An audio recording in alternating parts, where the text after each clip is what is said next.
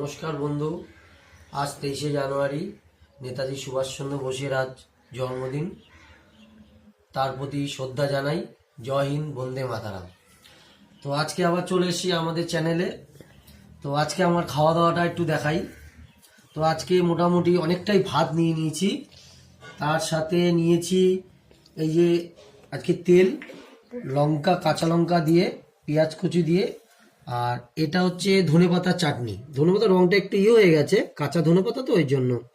আর এটা মাছ ভাজা, চারাপোনা মাছ ভাজা, পেঁয়াজ, আর এটা নিয়েছি পেঁয়াজ কলি ভাজা, আলু ভাজা, আর এটা হচ্ছে শিম বাটা রসুন দিয়ে করেছে, খুব সুস্বাদু খেতে, গরম গরম ভাতের সাথে খুব ভালো লাগে।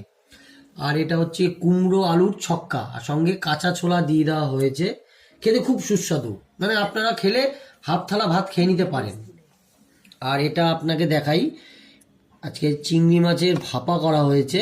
মোটামুটি দেখে তো মনে হচ্ছে খুবই সুস্বাদু হবে, আর মনে হচ্ছে খুবই টেস্ট, আমার তো এখনই খেতে ইচ্ছা করছে।